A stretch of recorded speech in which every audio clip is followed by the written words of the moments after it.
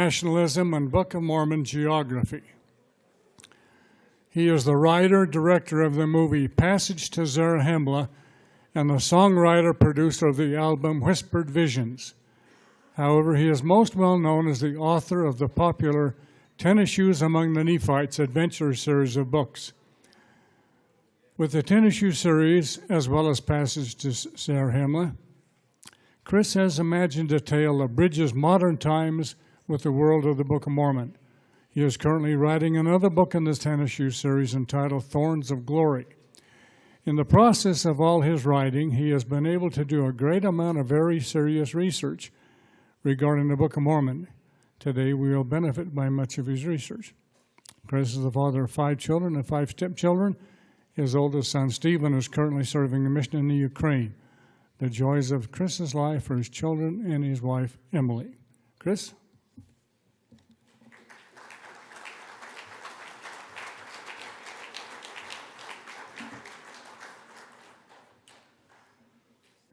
Yes, so I'm the tennis shoes guy. I am the fiction novelist who was lucky enough to take a very common device in storytelling, time travel, and be, I guess, the first novelist to apply that to the Book of Mormon. And lucky is very much how I would describe it. I feel extremely fortunate that this phenomenon has paid my bills now for the last 20 years. And I'm also firmly convinced that if I hadn't done it, someone else would have. It all began with something that some might consider rather corny, a dream while I was on my mission serving in Gainesville, Florida. Obviously, I didn't dream out the whole plot of the book, just the basic concept, which included modern characters rubbing shoulders with the heroes of the Book of Mormon. So after arriving home, I spent 2 or 3 years fleshing it out, and then I went into a period of intense procrastination, not knowing if I really wanted to be a writer or what specific career in the arts that I wanted to pursue, and then listened to a general conference address, which was given by Ezra Taft Benson in October of 1988, wherein he urged Latter-day Saints to flood the earth with the Book of Mormon and stated, "I have a vision of artists putting into film, drama, literature, music, and paintings great themes and great characters from the Book of Mormon." Now, I don't want to get carried away. I don't know if I can use that quote to justify my creative exploits or not. But I do know that hearing that talk urged me to get off my hind end and finish the manuscript, which was later titled Tennis Shoes Among the Nephites. As I've said, I feel strongly that if I hadn't done it, someone else would have. And in fact, many artists are celebrating the Book of Mormon with drama, literature, and music. So I feel very grateful to have experienced the degree of success that I have and fully expect others to follow suit. Now, as many of you know, that little time travel epic has spawned a goodly number of sequels and movies and the like, many of which have served as a forum for me to trumpet and publicize theories, geographies, and cultural ideas about the Book of Mormon that were first conceived by some of the very people in this room. Or if they are presently not in this room, everyone in this room would certainly know who they are. Storytelling can be a marvelous medium to make dry, complex, often eye-straining ideas accessible to average, busy, everyday, English-speaking, so far, people of the LDS faith, including in many cases children and teenagers. It was only 4 books ago that my publisher finally allowed me to put scholarly footnotes at the end of various chapters so that I could help readers to understand some of the logic and the premises behind the fictional speculations. And most of those ideas, I resoundingly confess, I borrowed from many of you.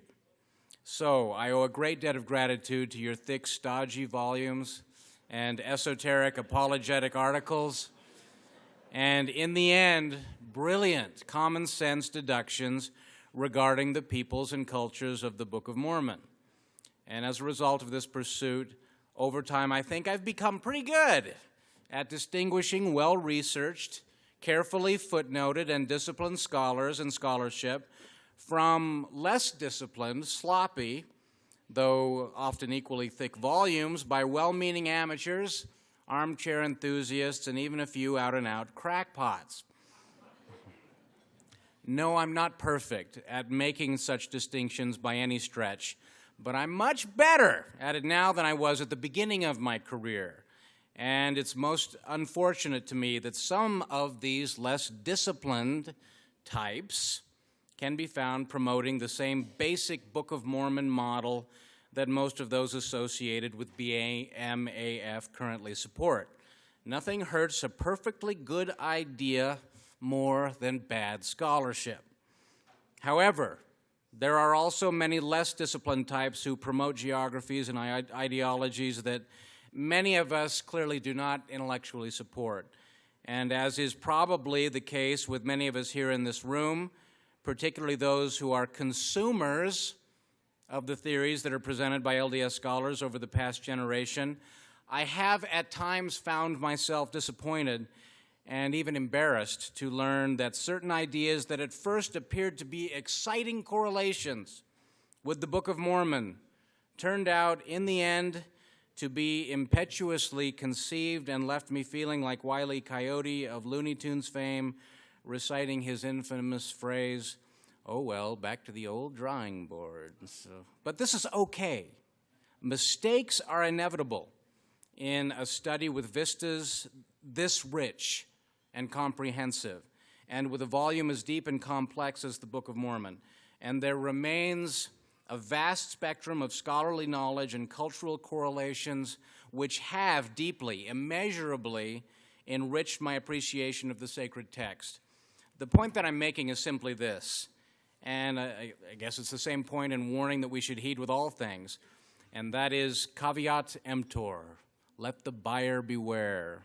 A friendlier way of putting this might simply be that even a believing Latter-day Saint with a strong testimony and a spiritual conviction of the Book of Mormon should remain comfortable with the concept of keeping an open mind. Until the prophet speaks on matters of geography and DNA and other sciences, we're all just fumbling around with a flashlight. However, on the positive side, I'm extraordinarily grateful for that flashlight, because many of the things that have been illuminated by Book of Mormon scholars have, for me, put flesh and bones on the people and places of the Book of Mormon that I would have never envisioned otherwise. And after careful contemplation, I am confident that many, not all, but many of the things discovered with this flashlight will remain pretty much the same even when the prophet or the Savior himself finally illuminates the entire subject with the brightest rays of the sun. Humility. This is the key. Unfortunately, we're all human, and humility can be a precious commodity, even among the quote-unquote learned. Being well-read does not make one immune. Having a PhD does not make one immune. And especially having a successful series of fiction novels does not make one immune. I believe I was first invited to speak here today because members of BAMAF became aware of some articles that I had posted on my blog, frostcave.blogspot.com, wherein I attempted to thoughtfully speculate on a number of gospel subjects, wherein I attempted to thoroughly speculate with scholarly themes on gospel subjects, or vice versa, scholarly subjects with gospel themes.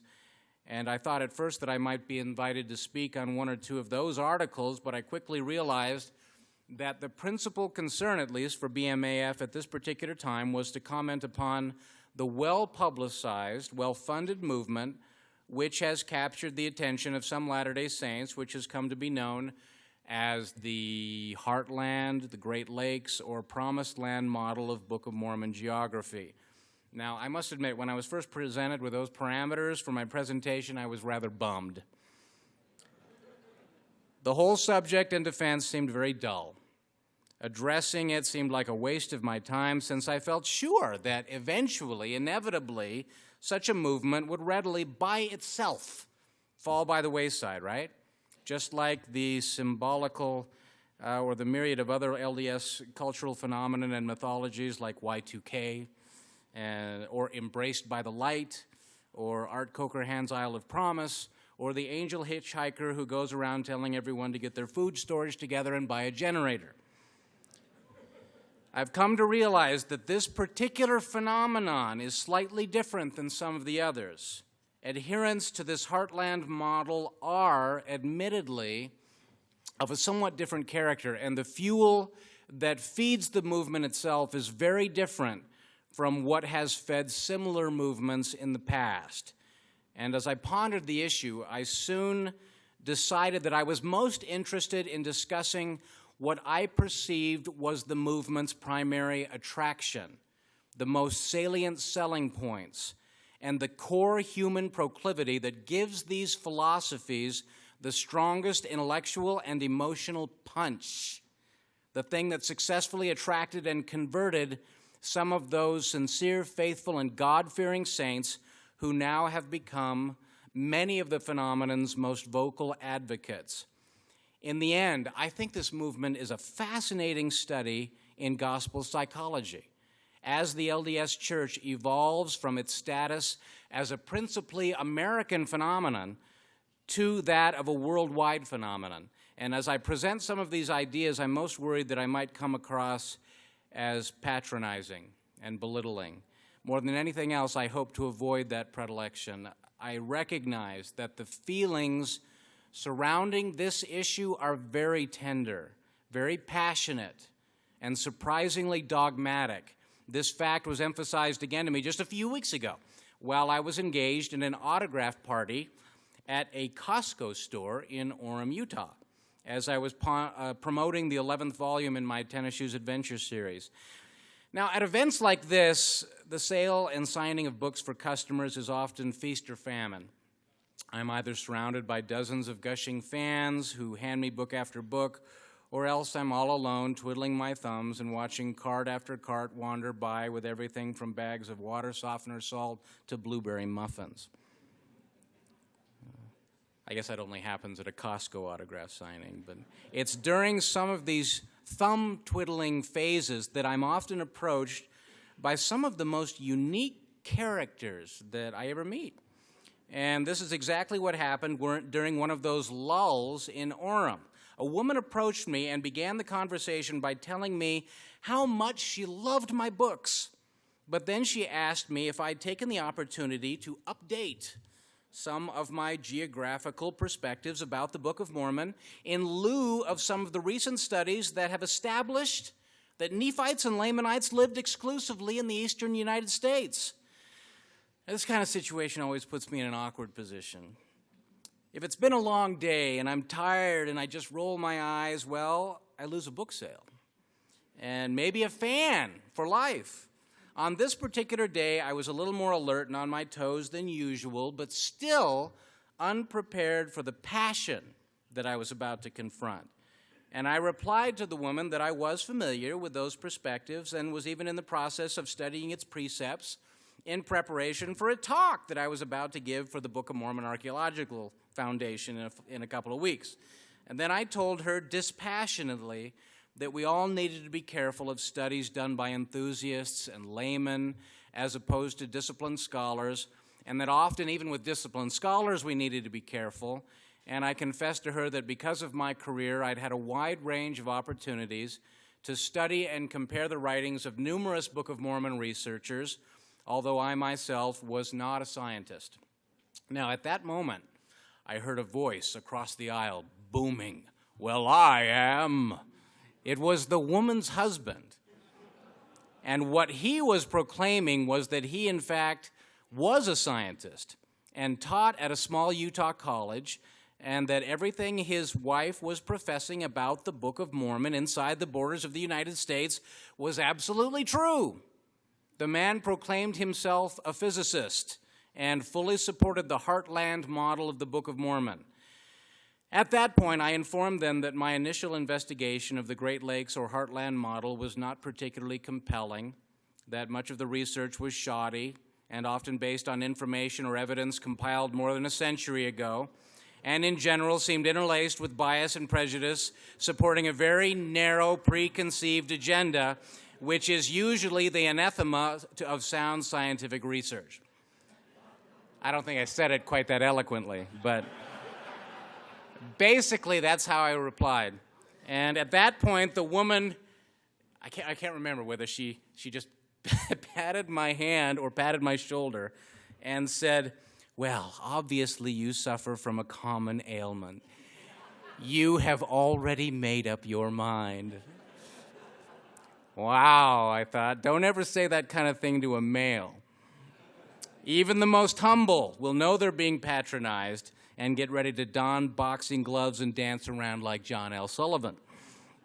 However, under the circumstances, I thought I handled the situation rather well, explaining that no, my mind wasn't closed on the subject at all, and that I had recently written an article questioning a long-held tenet in Mesoamerican geography that the Hill Camorra and the Hill Vigía in southern Mexico, or in Veracruz, Mexico, may not be accurate, and such a tenet, if shown to be false, would actually render one of my novels completely out of date and potentially affect my bottom line, or in other words, my ability to feed my family.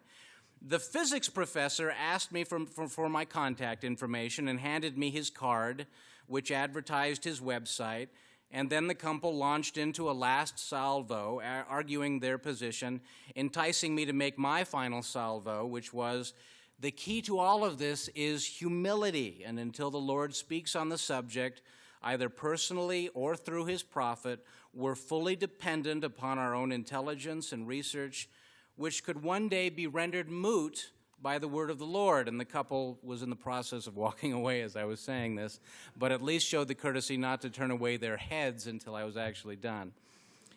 Later, after visiting this man's websites, I realized that I had not confronted a run-of-the-mill advocate of the Heartland model, but one of its formal champions, who has spoken at some of their events and invited Rod Meldrum to personally present a fireside in their home. However, only a week prior to that event, at another Costco in Murray, Utah, I don't know why these confrontations seem to happen at Costco lately, but at this Costco, another advocate of the Heartland or Promised Land model also had the gumption to approach me and argue for the cause of the Book of Mormon taking place inside U.S. borders. Now, this time I was surrounded by customers getting their books signed, so despite the fact that she reapproached me several times, our conversation took place in snippets. As in the other case, it was clear that this particular model for Book of Mormon geography had made some solid converts. I'm unsure why. Maybe it's part of their philosophy, but these people sincerely felt the need to spread their geographical message with all the zeal of a missionary. Admittedly, I might be kind of a target for these kind of individuals since I write Book of Mormon fiction. Still, I mean, if the tables were turned and I had I was in a similar setting, say a book signing with someone who I knew espoused the Heartland geographical model, there's no way that I would feel inclined to approach them and present my opposing perspectives. And it wouldn't be because I'm afraid. Would it be because I'm more polite? No, honestly, I think it's just because I don't take this subject nearly as seriously as they do.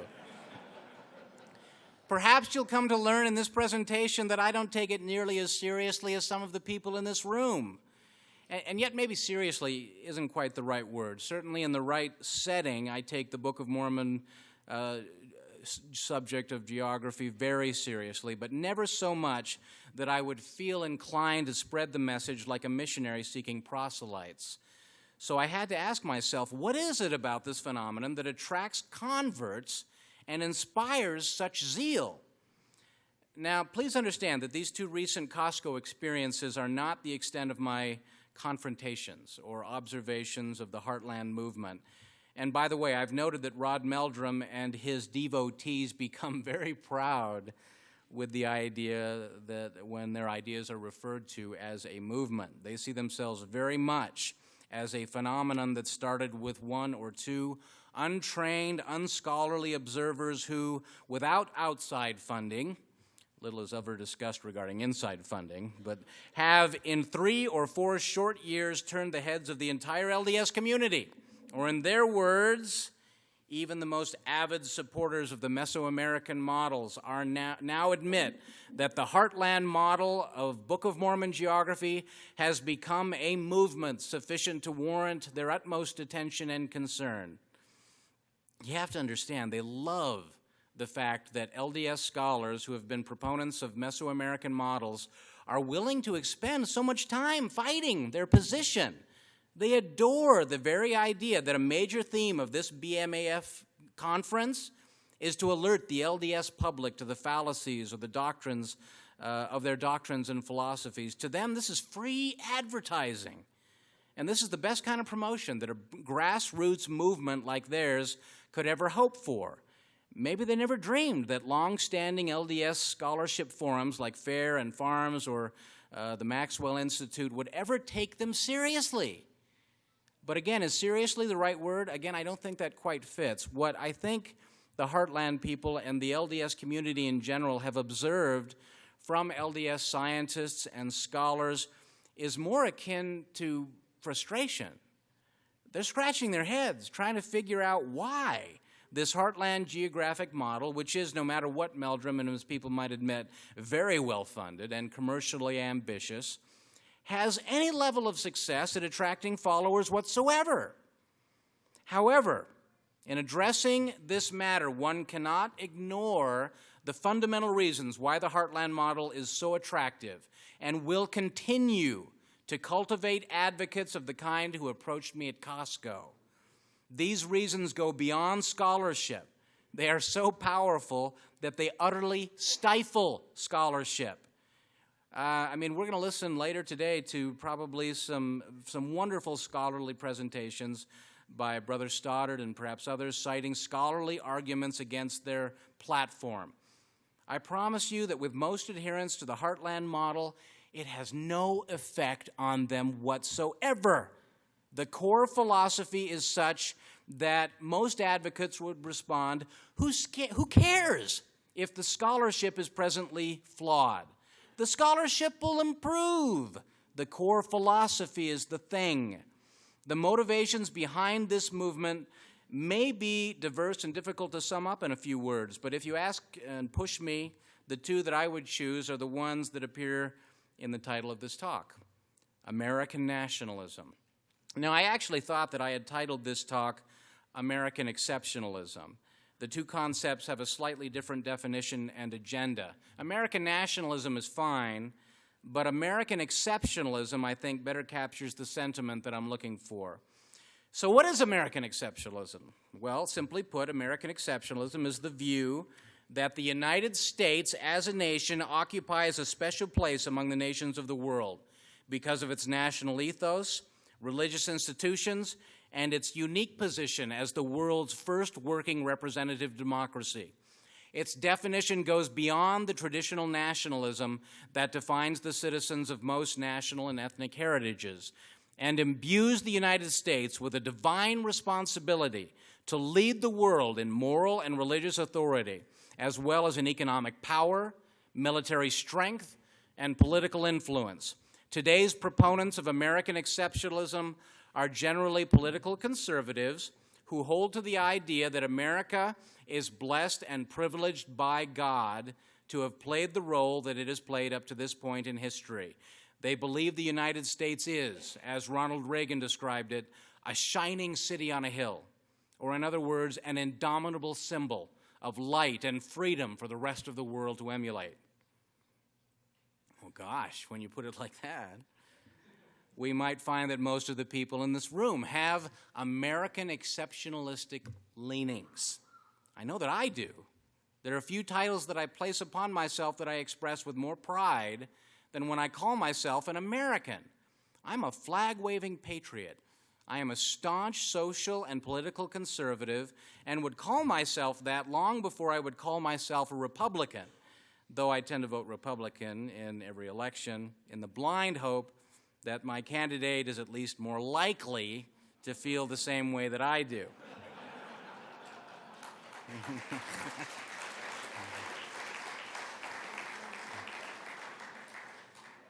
I am a Rush Limbaugh disciple, a Glenn Beck devotee, and a Tea Party sympathizer, though in the quest of making a living, I haven't yet found the opportunity to attend any of their events. The bumper sticker on my car reads, "I was anti-Obama before it was cool."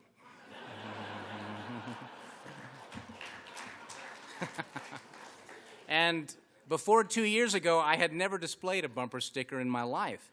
But like many Americans, many Latter-day Saints, and probably many of the people in this room, I have become concerned that the foundation of our representative democracy is threatened by the policies and postures of the current office holders. Notice I didn't say administration. Office holders in Washington. And I am looking more forward to these midterm elections in 10 days than any election in my lifetime.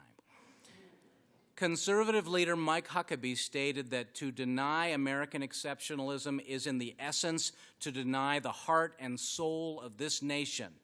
These words were quoted in an article about the Tea Party movement in America, helping us to understand that these two philosophies have a lot in common. Mike Huckabee, as you know, is a faithful Baptist minister and distinctly anti-Mormon, as we learned during his political battle with Mitt Romney. In spite of this, I think it's fair to say that most American exceptionalism is deeply rooted in the hearts and minds of most deeply religious Christians in this country. Who would deny that the rise of popularity and visibility of the Heartland model goes hand in hand with the rise in popularity associated with the current political sentiments in America? Therefore, a valid question that everyone in this room should ask is, what happens, this is a scientific question, what happens, like you got two vials here, what happens when you mingle American exceptionalism with Book of Mormon geography? The answer I am here to propose is the Heartland model of Book of Mormon geography. I believe to understand the reason why this theory is inherently attractive to many Latter-day Saints, American Latter-day Saints, I might add, one needs only to examine the current political sentiments among America's religious conservatives. Now, some may wonder how these two philosophies relate. As I hope I'm able to make clear, the relationship is fundamental. You see, a primary ingredient that modern American exceptionalism may be lacking in the fast-growing secularist and globalist environment of our nation is a powerful and exclusive religious component. And all the better if that missing component can also be rooted in a framework of biological, anthropological, and archaeological science alongside historical scholarship. As far as I've been able to determine, no other dynamic across the spectrum of the American landscape fits more neatly into or better supports the current conservative political trends in America than the ones presented by Rod Meldrum and the Heartland or Promised Land models of Book of Mormon geography. Now, if I'm not careful, Mr. Meldrum could use that quote out of context to support his model. So let me clarify that the support that these philosophies bring to American exceptionalism are fundamentally flawed, doctrinally unsound, and spiritually damaging and isolating, not only to the church itself, as it transforms from an American organization into a worldwide organization, but to the individual Latter-day Saint who advocates it. Yes, as I've already stated, I am a proud American, but when it comes to the gospel of Jesus Christ, my patriotism and my nationalism hit a brick wall. What I mean is that's where my identity as an American is soundly trumped. I used to give a fireside talk about the labels or titles that we choose for ourselves, and I discussed how all of us identify ourselves by hundreds of different labels: a parent, a student, an American, an African American, a woman, an artist, an intellectual, a scrapbooker, a cheesehead, that's a fan of the Green Bay Packers, a Trekkie. I mean, there's hundreds of labels, but whenever any single label earns more prominence in our minds than our identity as a member of the Church of Jesus Christ of Latter-day Saints, it's my belief that the adversary will invariably, eventually, use that label to twist our loyalties and undermine our faith. Another danger is when we improperly mingle those labels together. Being a Glenn Beck fan, I'm well aware of current diatribes that he has presented against mingling the concepts of government, economy, and religion.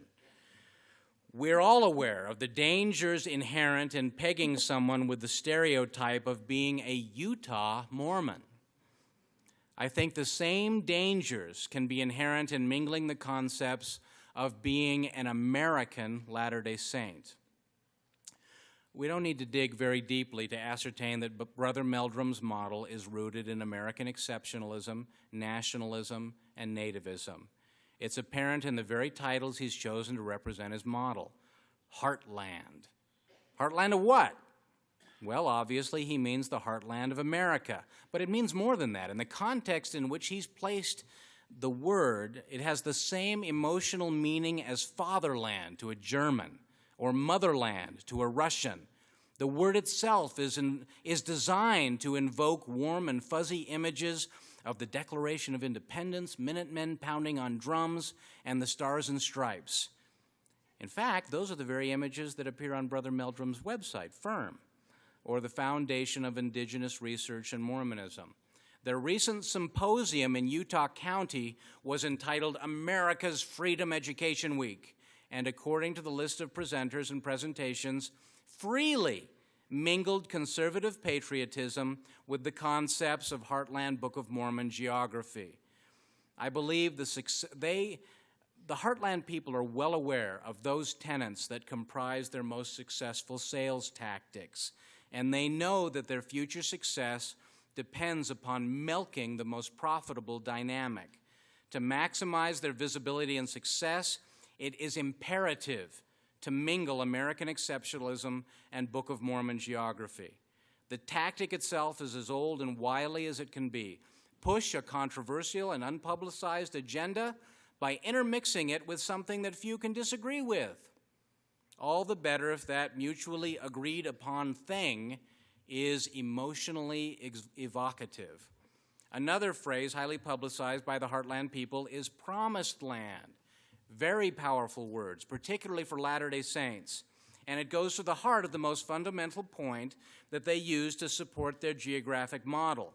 The idea that the United States is the only nation that could possibly be defined by the parameters of a blessed nation, as described by the Book of Mormon. Here's Brother Meldrum in his own words. Does the Book of Mormon indicate the location of the promised land? Yes. Again, the Book of Mormon consistently gives us guidance and direction if we will simply look for it. The DVD presentation develops for the first time a scriptural chainmail that firmly and conclusively indicates exactly where the promised land of the Book of Mormon is to be found. There are 36 specific prophecies and promises found in over 200 scriptural passages pertaining to the promised land of the latter days. Each of these are fulfilled in only one latter-day nation, as defined by Scripture. That nation is the United States of America. This is supported by the text of the Book of Mormon, along with the Doctrine and Covenants, both considered holy canon of the Church.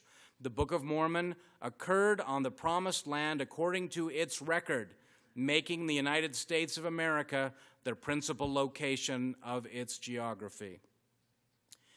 In the interest of time, let's focus on what many would probably concede is the most specific of these 200 scriptural passages, namely 2 Nephi chapter 1, verses 5 through 9. I have it all written down here, but I'm not going to read it for you because you're going to think you don't have to do your scripture study tonight. And you do. So, I'll just read you as you study those verses yourself. In 2 Nephi chapter 1, verses 5 through 9. Okay? Now, as you look at those verses more closely, let's list the characteristics that promised land, as described here by the prophet Lehi, must possess. Number one, it must be the land that Lehi obtained, a promised land, however that might be defined.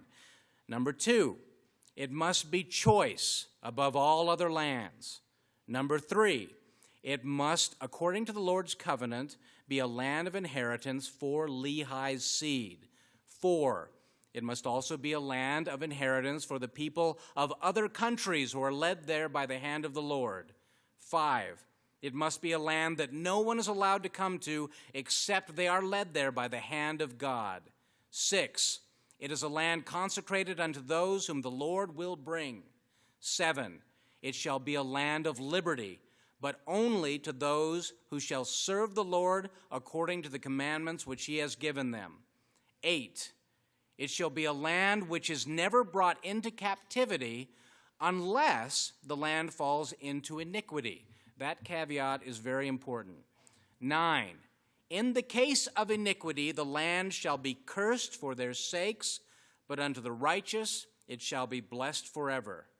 And finally, 10, for a long period of time the land shall be kept from the knowledge of other lands, to keep it from being overrun and, we presume, defiled as a place of inheritance.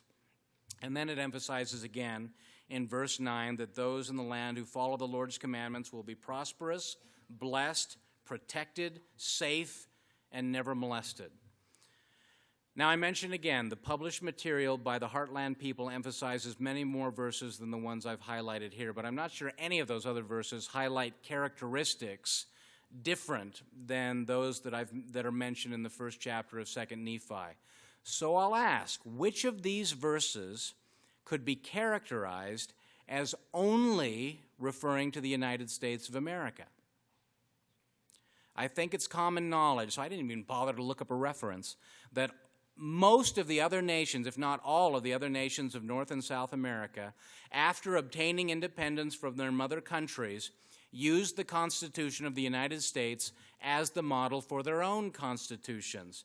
To this day, there has never been a king upon the modern landscape of North or South America. Yes, there have been a few nasty dictators who are, for all practical purposes, synonymous with wicked kings, but the Nephites and Lamanites dealt with those kind of leaders too. So in such cases, we refer back to the caveat that the Lord's protection is only guaranteed when the inhabitants are righteous and do not fall into iniquity. So why is Cuba currently governed by a dictatorship? I'm not sure. It's likely that Cuban nationals who defected to the United States would have some strong opinions about that. But the fact is, according to the Book of Mormon, if the people follow the Lord's commandments and repent of their sins, they will, if they are indeed inhabitants of the promised land, remain a free and prosperous people.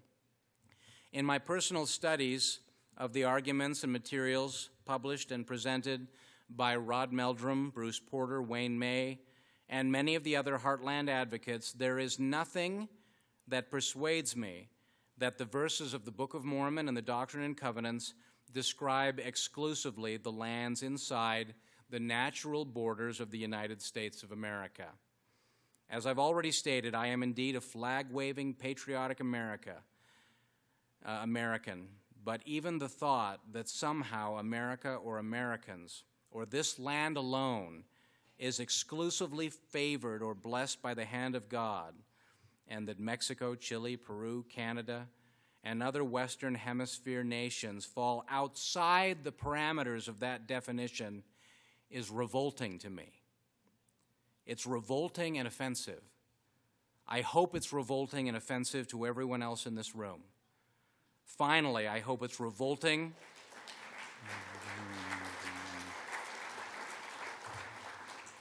I hope that it's revolting, offensive, and repudiated by all Latter-day Saints, but particularly by American Latter-day Saints.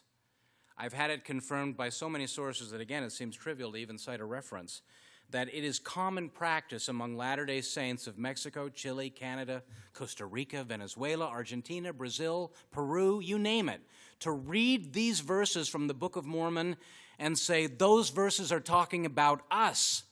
They are talking about our lands. They are talking about the blessings that we are promised to receive if we are righteous and following the commandments of God. And they don't limit the meaning to just them. For them, the definition is hemispheric. And I'd like to witness what kind of exchange takes place when an advocate of the Heartland model expresses his opinion to a Latter-day Saint from another New World country. My opinion would be that This is American exceptionalism at its very worst, and may actually go a long way toward explaining why some people in foreign countries despise and distrust Americans, always feeling that they will invariably put their own self-interests first. Please, I pray, do not let Latter-day Saint Americans fall into that category of an American. As I've stated previously, I'm not a scholar. I'm much more comfortable calling myself a philosopher. If you're interested in scholarship to resolve this issue, I hope you'll refer to some of the other fine presentations to be given here today. Also, may I direct you to an unpublished talk given by Matt Roper entitled Losing the Remnant, the New Exclusivist Movement and the Book of Mormon. Unpublished? Yes, unpublished. I'm told it's slated for publication later this year. Brother Roper granted me special permission to refer to it here today.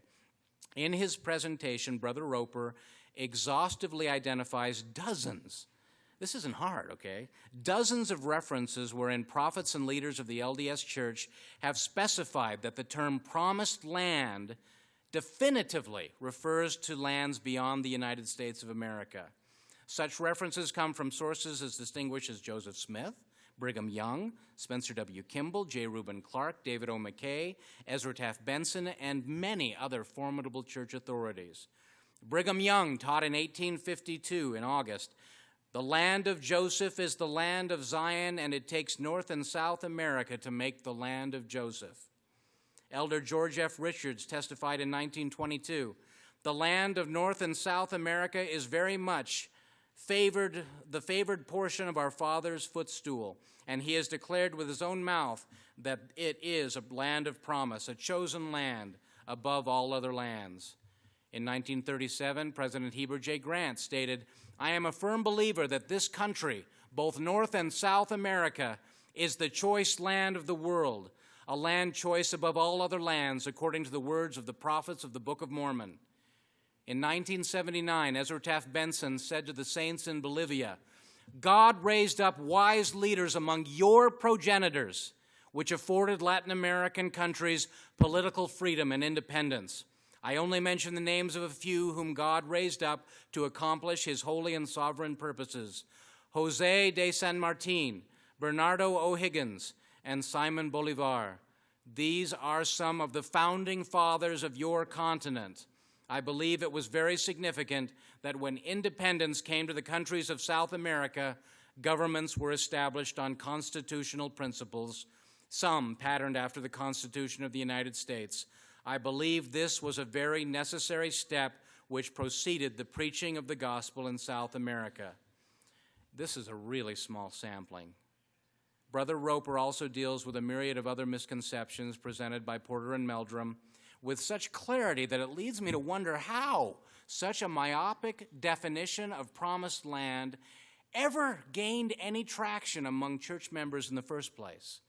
Again, the only explanation for me is the all-too-human flaw and failing of somehow wanting to find as many rationales as possible to feel that oneself or one's country is in some way superior to others, a flaw for which American Latter-day Saints are obviously not immune.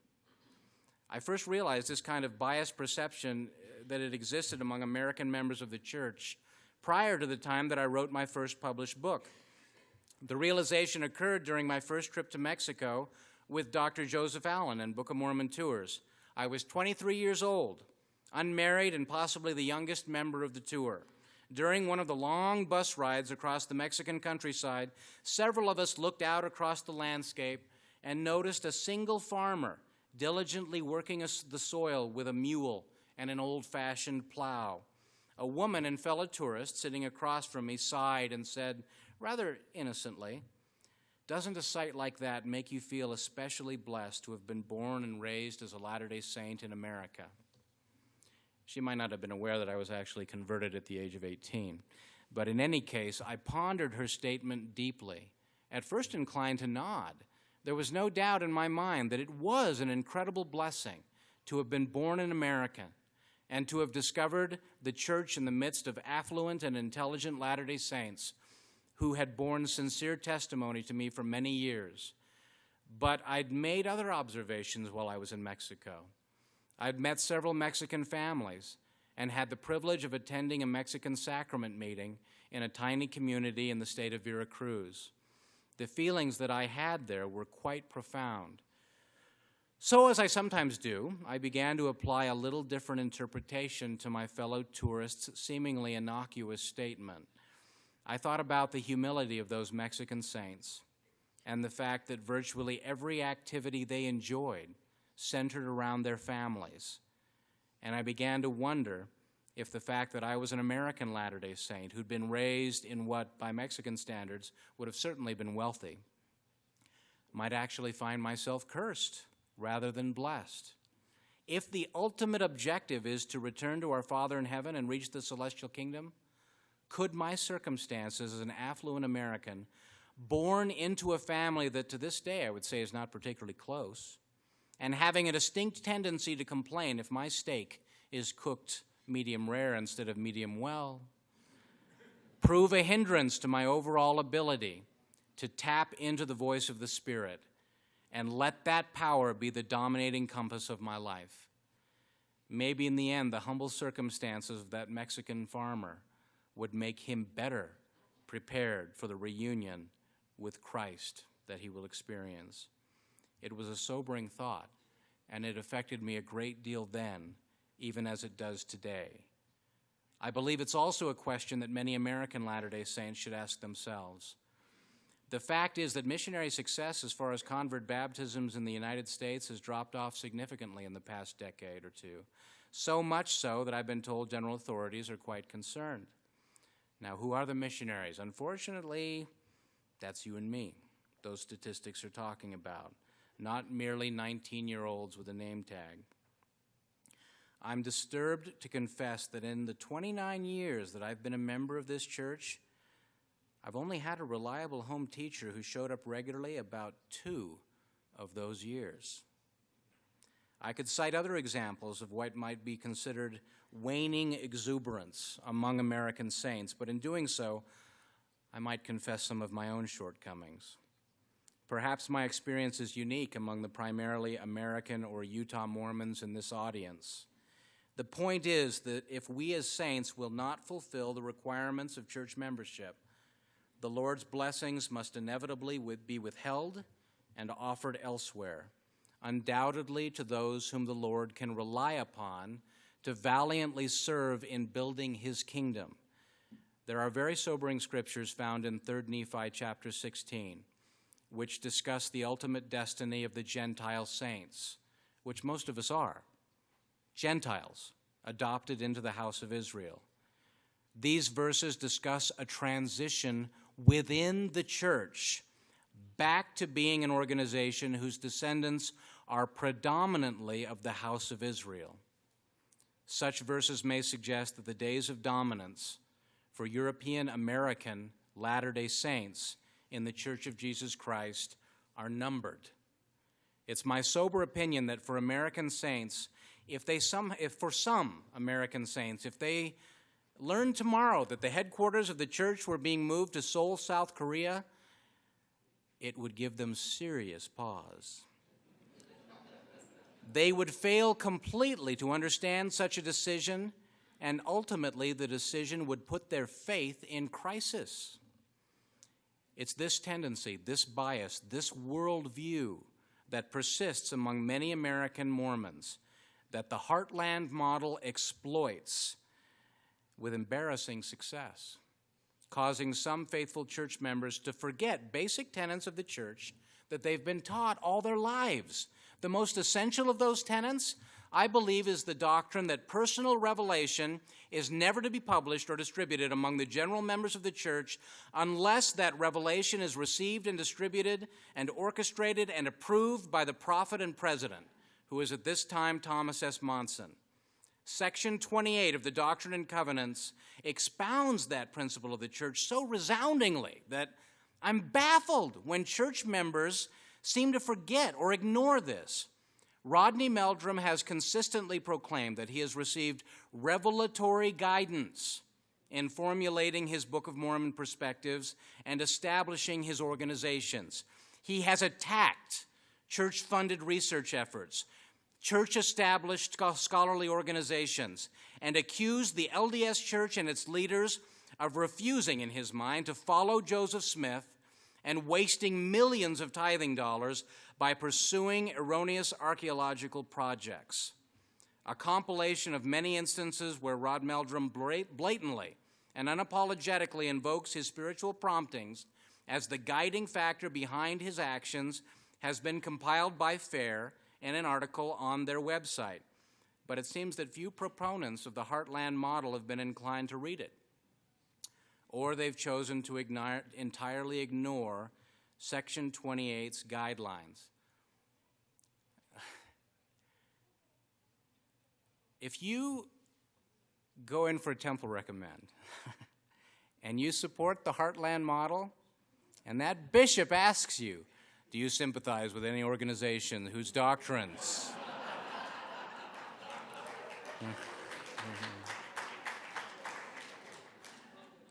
who teach doctrines that are in opposition to the Church of Jesus Christ of Latter-day Saints?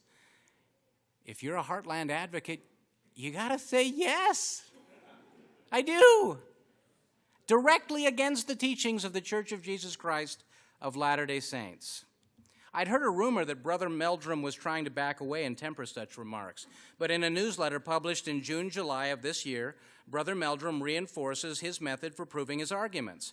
After relishing the fact that his theories have provoked so many rebuttals from organizations like FAIR and BMAF and a PowerPoint presentation by Joseph and Blake Allen, he writes, one might ask, why would the Firm Foundation, that's, of course, as I said, Meldrum's new counter-organization to FAIR, provide links to these websites like FAIR and BMAF? Wouldn't we be afraid to have folks see the materials critical of the Heartland model?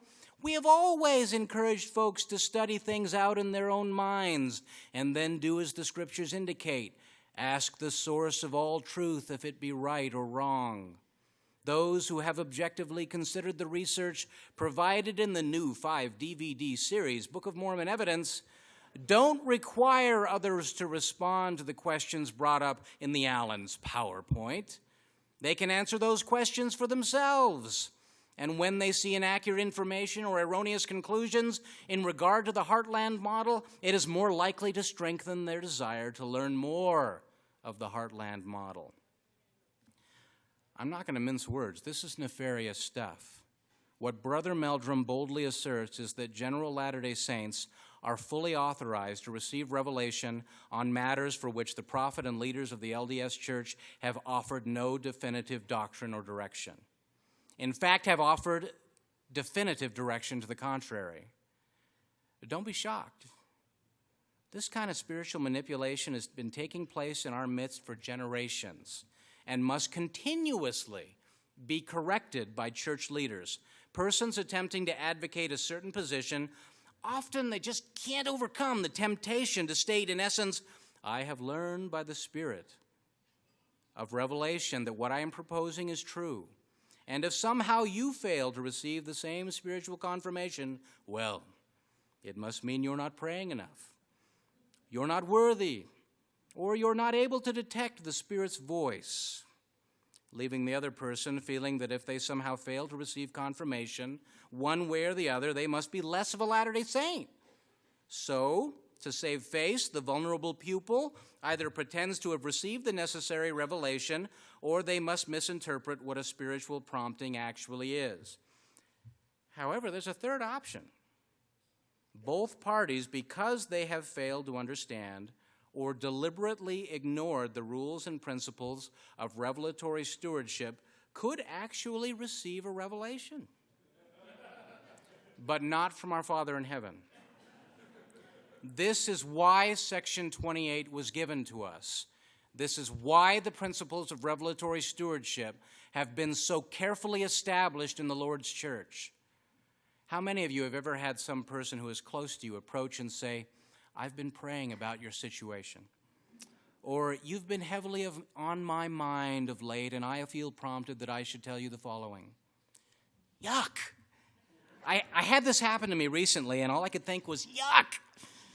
The polite response usually is, well, I'll pray about it too. And If I receive the same message, I'll let you know. But you don't even have to do that. If the person who has approached you has no position of stewardship or authority over you, or even if they have authority, but that does not encompass the subject of their message, you don't need verification. The situation is already twisted. The person bringing the message may even love you and be well-meaning, but the truth is they are attempting to manipulate you, and for some reason feel that the wisdom or advice is augmented if they can give it just a spiritual edge. I urge all of us to lovingly correct any such manipulations. If we fail to do so and somehow start down a path suggested by the revelator, the end result will invariably be heartbreak and disaster, and the adversary will be laughing.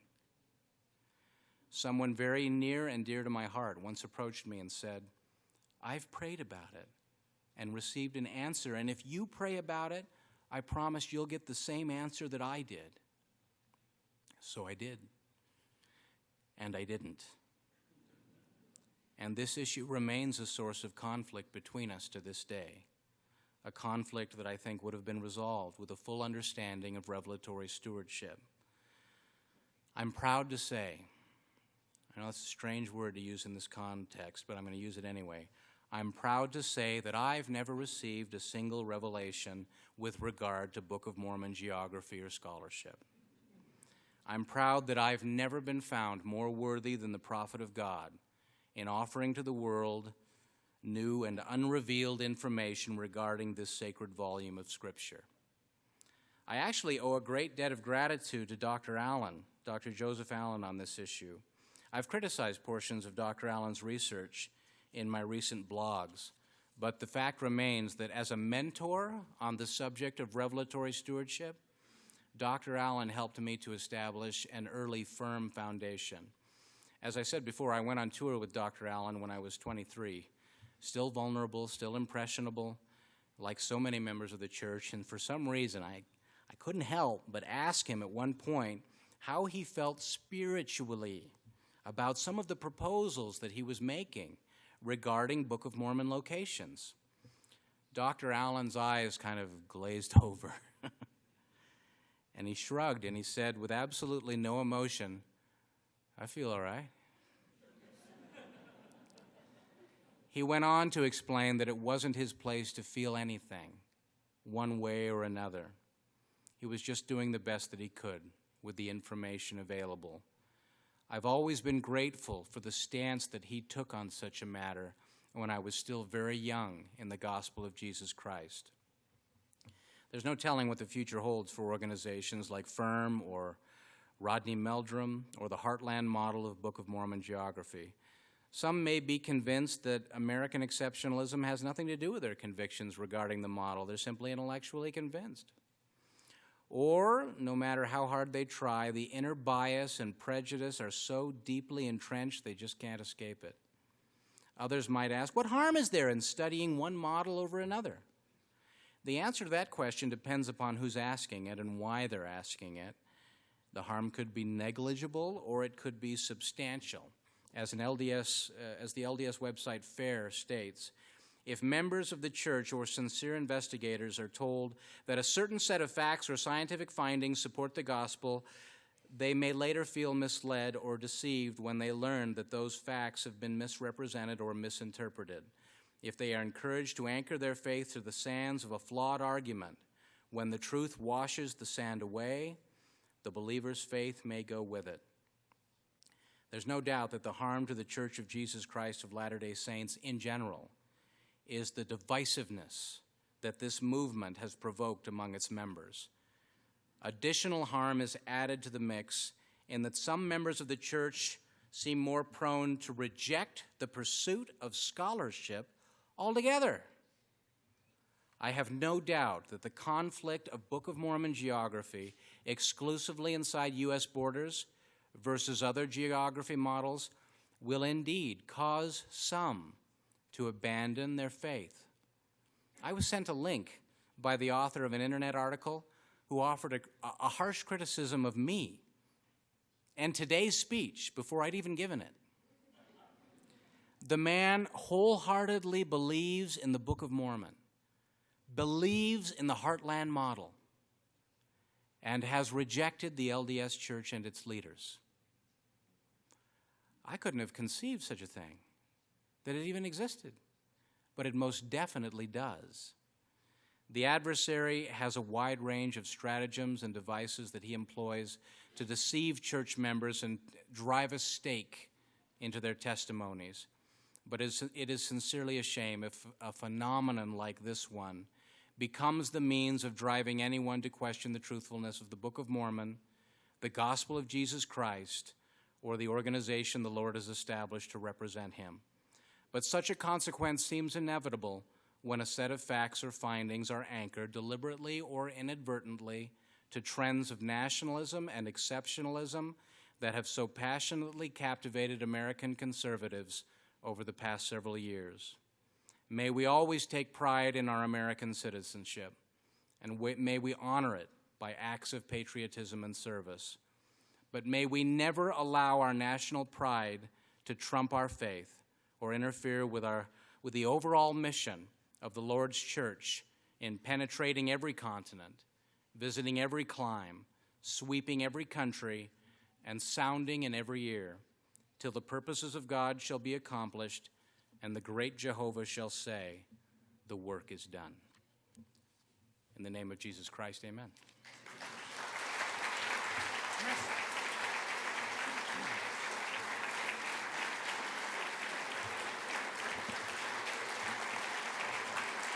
Thanks. Thanks for a very provocative and hopefully thought-provoking thing. Chris, we want to appreciate and present that to you. If there's a plane crash, I want you to listen to this, and you'll find out what caused the plane crash. Thank you. Yes. Thank you. Great. If you'll kind of make some space for the servers to come in and put your salads and get ready to have our dinner. We do have